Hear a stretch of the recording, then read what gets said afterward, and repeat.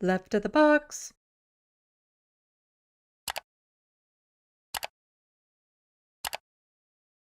Credit where credit is due. This is also another announcement from the Liberals, and the reason why we're getting all these announcements right now is we have the budgeting bill is being read in a couple weeks. There's a word for it. I can't think of it right now. And because of that, they're starting to announce what's going to be in this bill. So this is objectively good of the Liberals to do. Federal government commits to the creation of National School Food Program. Government commits $1 billion over 5 years. The federal government says it will launch a national school food program hoping to deliver meals to an additional 400,000 children per year. Prime Minister Justin Trudeau and Finance Minister Chrystia Freeland made the announcement during an event in Toronto on Monday, the latest in a series of public appearances by the Prime Minister and his cabinet minister ahead of the federal budget plan for April 16th, and that is what I was referring to earlier that I was messing up. The federal budget plan. We want all kids to have the best start in life, including the most vulnerable, Trudeau said. When a kid wakes up before class and says, "I'm hungry," it means we all have more work to do as a school, community, and as a country. The federal government will spend $1 billion over 5 years to implement the program. That figure mirrors a 2021 campaign promise made by the governing Liberals. Wow, they're actually doing something they promised. That's wild. They're not very good at following through with their promises. Freeland said the government hoped to have the program in place for the 2024 to 25 school year. Now, here's a very important point. Like, this next part is really important. And I think, the Conservatives, when they're already crying about this, need to be aware of it. Canada is the only G7 country that does not have a national school food program, according to the Breakfast Club of Canada. Advocates have argued that the national program is needed to fill gaps left by a patchwork of provincial, local, and charitable programs that are under strain due to low resources and high food prices. This isn't just about the fact that food prices in this country are going out of control and people are struggling, but it's also just getting us up to par with the other G7 countries. Because not every child that will benefit from this program is going hungry at home. But this is meant so that all children have equal access to this food, so nobody is left behind and nobody is singled out. And the fact that we were the only G7 country that does not have a national school food program, it says a lot. And it's good that we're finally falling in line with that. Canadian families are struggling with inflation, pushing food prices to stratospheric levels. We know that National School Food Program would help children and youth access nutritious food, which would then support their meal health, behavioral, and study habits. Debbie Field, coordinator of the Coalition for Healthy School Food, said in a February 27th media statement. Last December, Conservatives voted against private member bill that would have established a national framework for a school food program. During an event in BC on Monday, Conservative leader Pierre Poilievre said the food insecurity for children was a major failure of Trudeau. We'll get to that. I find it ironic that he's promising federal food bureaucracy in Ottawa the same day he's raising taxes on food, Poilievre said, referring to the April 1st increase in the carbon tax from $65 per ton to $80 per ton. Pierre has harshly criticized the Liberal government for its handling of the economy and blah, blah, blah, blah, blah. Well, actually, listen to both of their statements, both Justin Trudeau's and Pierre Poilievre's statement on this. Tomorrow, kids will be going back to school, and some of them won't have enough to eat. That impacts their health and their opportunities to learn and grow. And like we said last week, this year's upcoming budget will be all about fairness. Fairness for every generation. And that, of course, includes and starts with children and families. We all want kids to have the best start in life, including the most vulnerable. That's why we'll be investing $1 billion to create a national school food program that'll provide meals to 400,000 more kids every year beyond those served by existing programs.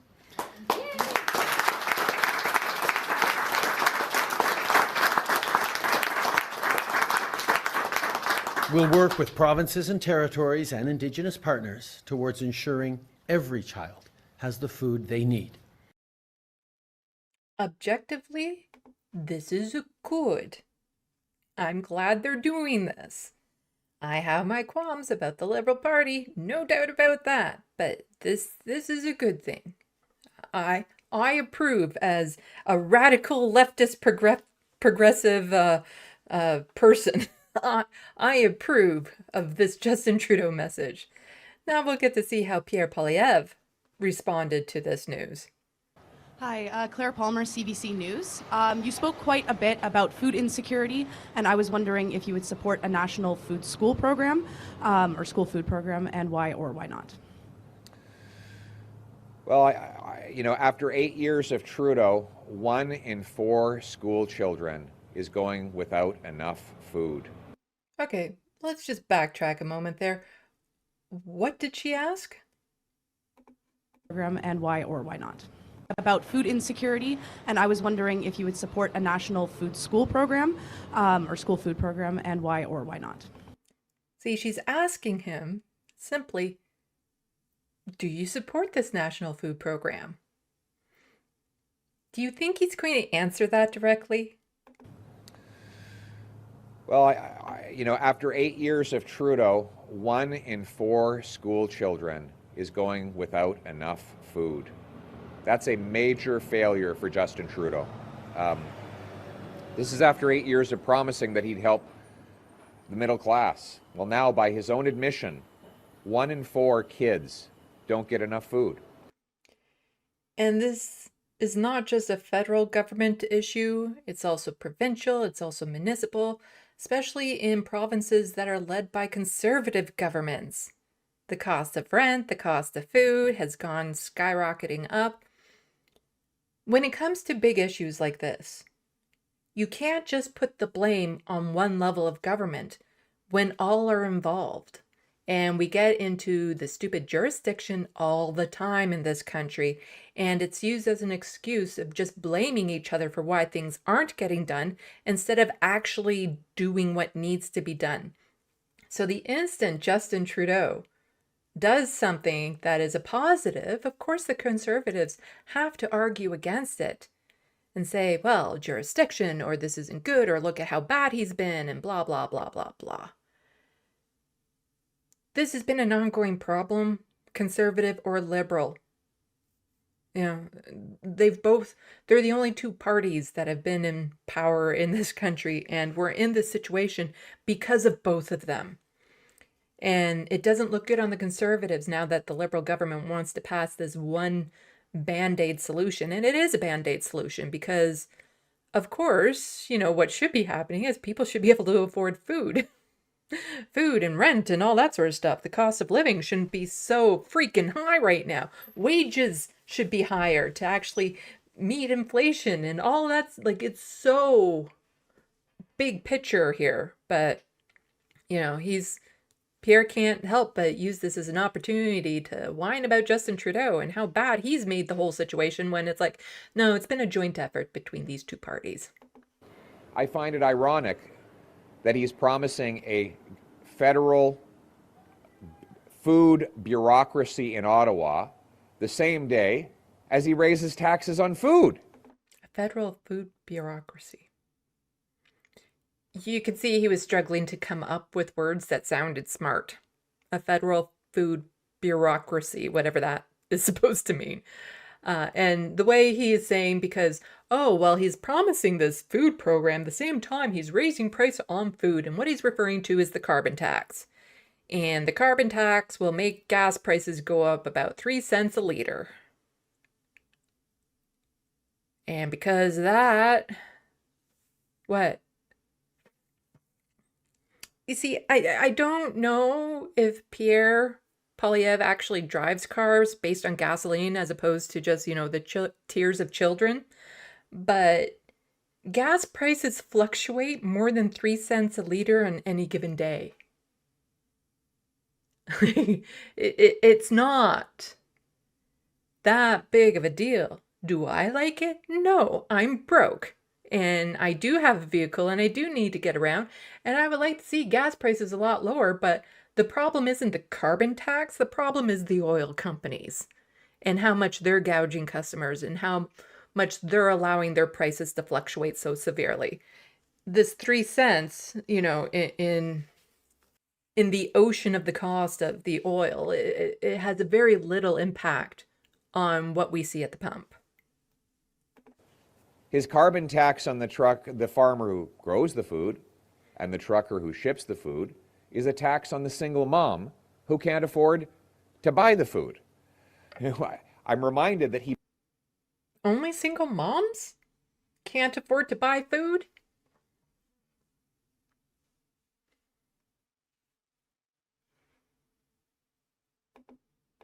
The farmer who grows the food and the trucker who ships the food is a tax on the single mom who can't afford to buy the food.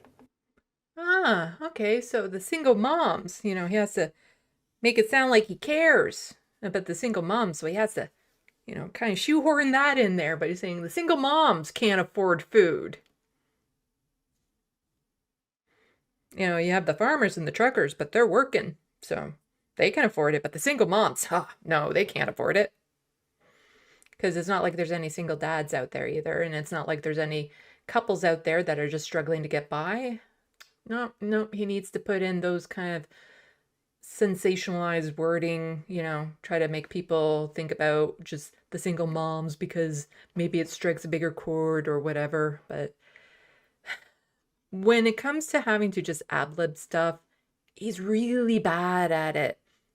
And I know some people are saying that once he gets out and starts speaking, his personality is so bad that they're going to wake up and not vote for him. And I unfortunately do not agree. I think people will still vote for him, no matter how bad he is at actually speaking in front of a crowd, because people are just so damn mad. And he acts like a populist in what he says. He says it poorly, but he still says what the people want to hear. I'm reminded that he brought in an affordable housing program. And what did that do? It doubled the cost of housing. So my common sense plan is to axe the carbon tax to lower the cost of food for everyone so that we can reverse the malnutrition that Justin Trudeau's 8 years have caused. Thank you. So reminder, the question was, do you agree with the National Food Program? And he immediately went to the carbon tax and housing affordability and never actually answered that question. So this is from Matthew Green. He's an MP, NDP MP.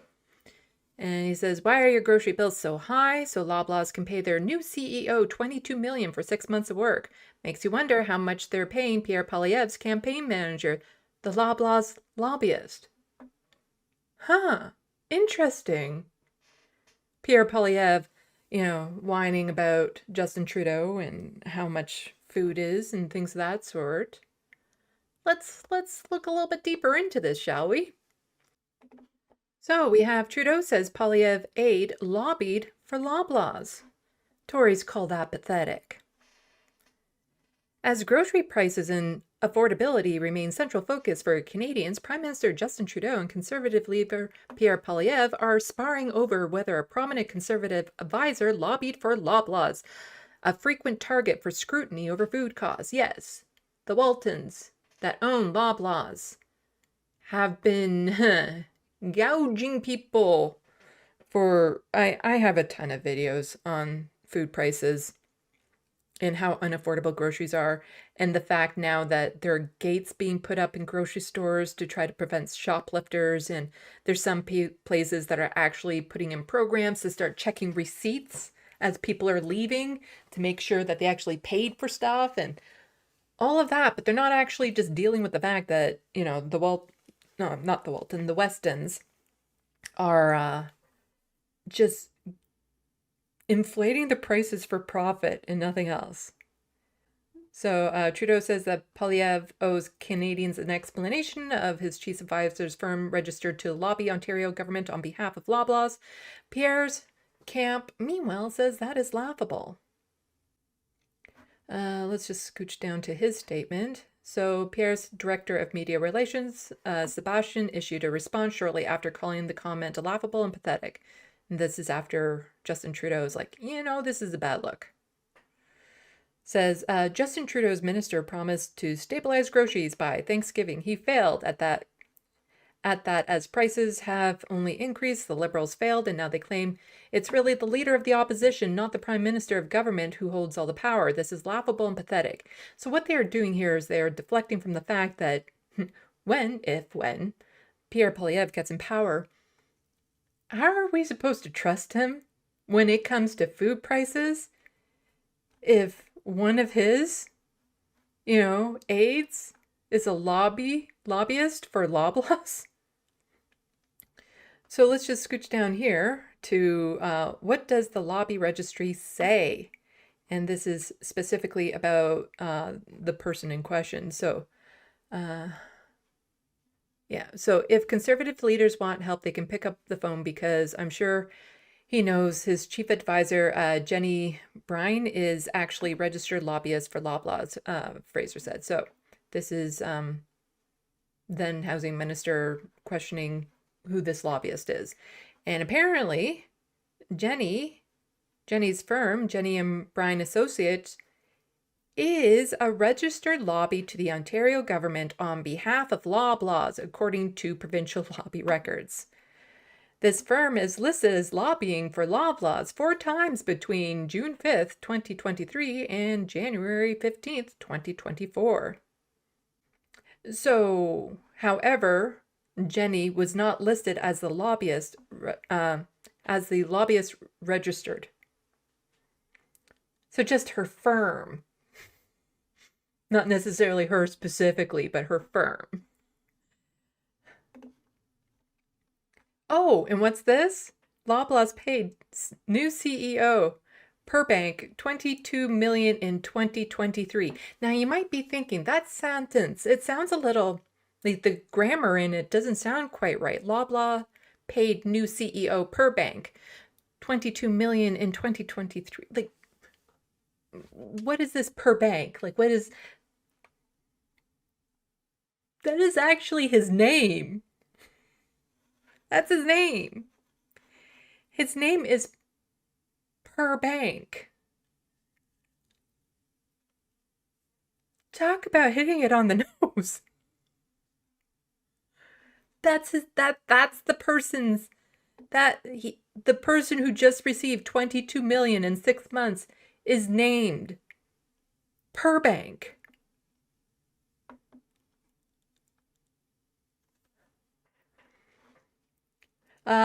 Loblaw paid its new chief executive, Purbank, $22.1 million last year, including a one-time $18 million award to replace compensation that he forfeited by resigning from his former employer.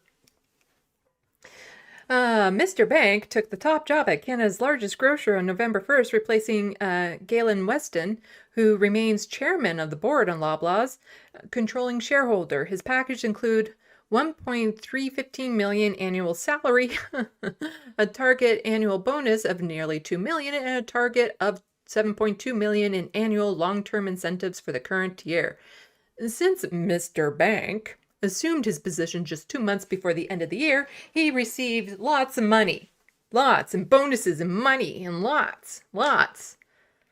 And this is while people are starving because they can't afford the food in the grocery stores that these people own. The sign-on package included lots of money. Lots and lots of money. And Mr. Bank, that's his name, Mr. Bank, was previously CEO of another corporation where he got lots of money. So we just have somebody named Purbank making lots and lots of money.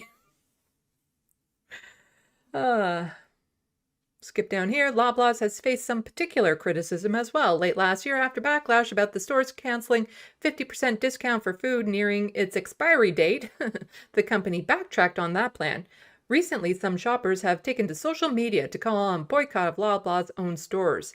That is very difficult to do because some people don't have a choice as to what grocery store they can go to. It's whichever one they can access due to mobility reasons or distance and all that sort of stuff.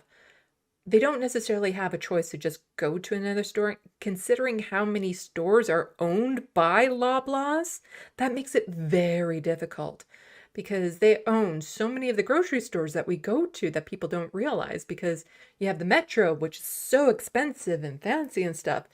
But then you have the No Frills, which is the discounted grocery stores that's owned by the same group of people. So as soon as you're priced out of one, you just end up putting more money into their higher margin grocery store. So they're not losing money, no matter what. Loblaws, which operates discount stores such as No Frills and Maxi, has performed well as consumers have shifted their buying habits away from full-price supermarkets. The company's net earning available to common shareholders grew by 9.4% last year to nearly $2.1 billion, or $6.52 a share, compared with $1.9 billion. So they're making lots of money. But executive bonuses decreased in 2023, reflecting a year which company's results exceeded internal targets, but not by a wide margin as the previous year. Aww, poor things. So what else are they doing? They're also doing shit like this. Shoppers Drug Mart, owned by the same group of people. Plastic bags are now $1. You have to pay $1 for a plastic bag when you do your own self-checkout and then have your receipt checked to make sure that you're not stealing. Although plastic bags aren't really a thing. Oh, no, right. They reversed that. Never mind. We used to have a thing where single-use plastics were banned, but then really insane people went to the courts and got that repealed. Because, capitalism, environmentalism, all that sort of stuff. Just, nope, we need to have those single-use plastics no matter what, even though a lot of companies and stores and everything had already switched over to paper bags and reusable bags. We gotta keep on polluting those oceans. So this was a funny tweet by somebody, Barney Panofsky's best intentions. Conservatives yesterday, he has risen, talking about Easter, and conservatives are all like, ooh, Easter, Easter, Easter. And conservatives today, feeding hungry kids is provincial jurisdiction. So all of this is tied together, the whole, the carbon tax, the food pricing, the feeding the children, this is all tied together in just this nonsense of the conservatives trying to blame the liberals for everything, while none of them are really doing enough to help everyone. But you would think this is a joke, that the conservatives feeding hungry kids is a provincial jurisdiction. Wah! I don't know if he saw this tweet ahead of time, but... So this person is an advocate for dialogue over division, cross-examined Prime Minister Trudeau, still asking, when did the government become so afraid of its own citizens? Founder Empowered CA. And she says, I would think this national school food program is an April Fool's joke, but unfortunately our federal government is not funny and is so out of touch with its role and what Canadians need. This is real. This is so far outside of the federal jurisdiction that it's laughable. Think about it. Someone coordinating your kid's lunch 5,000 kilometers away? What does that matter? What, does the nutritional value depend on how far away this decision is being made? Like if you're only 2,000 kilometers away, then, an apple is allowed. But if you're 5,000 kilometers away, then, you're only allowed applesauce. I don't know. Think about the administrative nightmare. Yeah, that's really what they're worried about. The program would cost 70% for administration and 30% for actual kids' lunches if we're lucky. There is a reason the federal government is charged with national matters like rail, currency, and immigration.